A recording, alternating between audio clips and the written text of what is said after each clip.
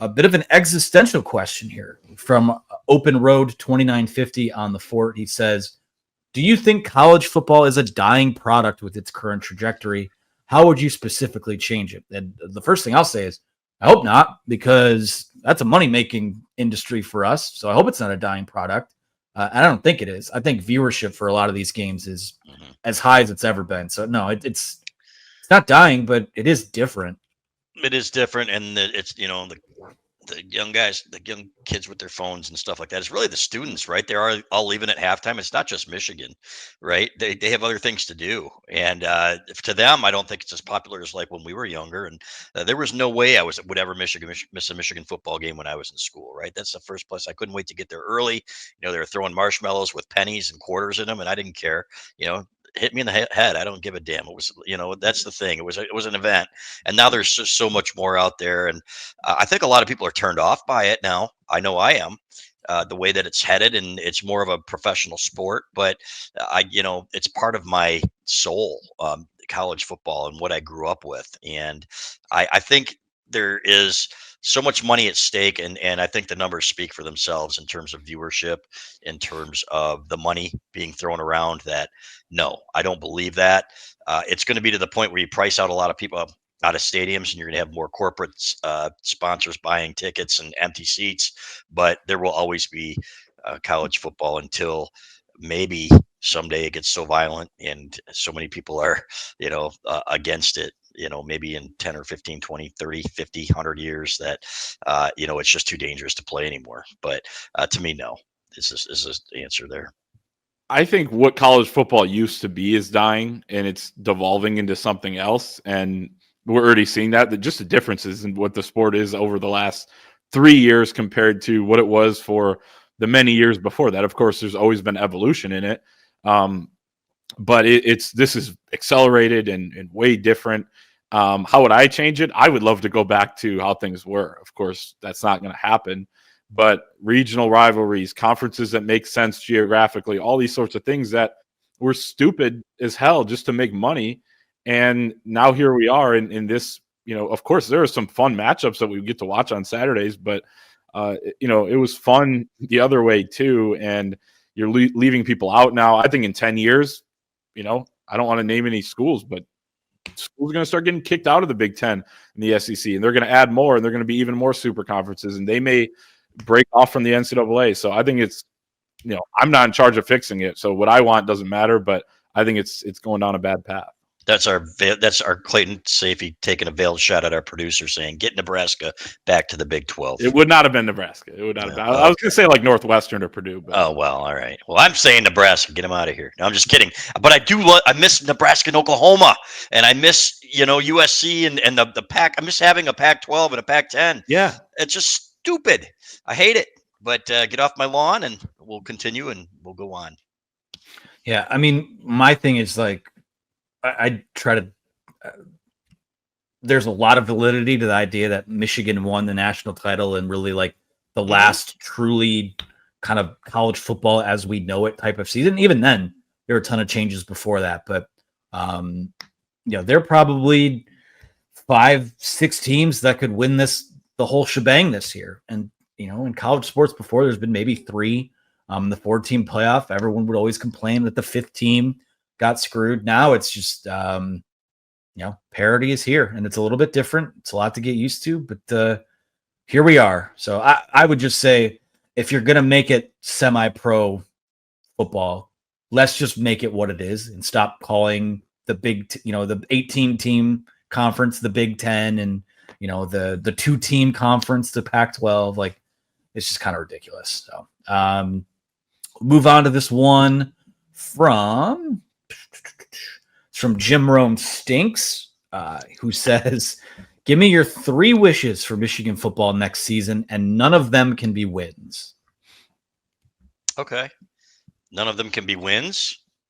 I want to see an extremely well-coached football team on both sides of the ball in every facet. That's number 1. Is that okay? That helps winning. Yeah. That would help winning. Number 2, I want to see adequate quarterback play. I want to see very good quarterback play, the kind of quarterback play that anybody who has any hopes of winning a national championship employs, right? And we've seen other schools go out and get great quarterbacks. The fact that Michigan's stuck with this quarterback room is ridiculous. With all due respect to the kids who are here, and I'm really not ripping on these guys. These guys are trying their best, but this is not what Michigan should be. That would be two. My third one, it can't be a win. I hope that Ohio State and Michigan State lose every game on the schedule next year. And they are on Michigan's schedule, so it's a win. There you You go. said it Well, can't I be didn't wins, say but you didn't say you can't root for other teams Right. to lose. exactly. So there you True. go. Yeah, I guess I'll take that one too. And elite quarterback play. I mean, these are wishes, right? Elite Mhm. quarterback play. I guess here are my three: elite quarterback play, elite offensive line, elite defense. There you go. I'll That- allow it. which kind of falls into the really, really well coached football team on both sides of the ball. But you have to have the talent too. So go to the portal, Right. get the guys you need, and stack it up. Damn it, this is Michigan, for God's sake. I will change up the verbiage a little bit and just say mistake erasing quarterback play. Things that make up for the deficits you might have in other areas. I think when I think of, you boil down what good Michigan teams have been, at least in the last few years. Strong up the middle, strong at quarterback, strong at center and both guard spots. And you've got a running back that when push comes to shove, you can hand them the football 25 times per game. So I guess I'll just throw that one in there. Mistake erasing quarterback play, strong up the middle on the offensive line, and a bell cow at running back. Because they don't have either of any of those things this year. I think Khalil could be behind a better line, to be honest with you. But Yeah, now he's not. Now he's not even playing. So whatever. Anthony, you're leaving the defense to chance, man. Yeah, well, mistake erasing quarterback play will win you a few shootouts, maybe. So They're going to be Miami next year. Elite. you know what? That'd be a hell of a lot more fun than whatever it is we've been watching. If you're 8-1 or whatever they are at this point, yeah, I'd take it. So if I could, I'll go again. Elite play at every single position. All Americans at every position. That's one wish. Every opponent on the schedule loses every game on the schedule. Not possible. And then whatever happens next, it is possible because they could all have seasons vacated and stuff, too. Oh, so okay. yeah, but you know what I'm saying. All right, let's move on. Yep. This is from Bloomer, who says, how concerned are you with the basketball team's performance with defensive rebounding, and can we fix it before Big Ten play? Of course you can fix it. That's an effort thing, and that's something that they'll get better at. I have no question about that. It's been disappointing early. But those were also issues remember with early John Beeline teams, right? And they would outscore everybody, and it was a possession game. And then he found out that at 2, he said, "Hey, we got to be better at it." And they got better at it. They'll get better at it. They've got too much length, in my opinion, and too much pride for that to be an issue all season. Yeah, one of the keys Dusty keeps talking about is we want to take more shots than our opponent. And the Cleveland State game, they killed them, but they still didn't take more shots. They turned the ball over. They gave up some offensive rebounds. Cleveland State crashes the board really hard, so it doesn't really matter.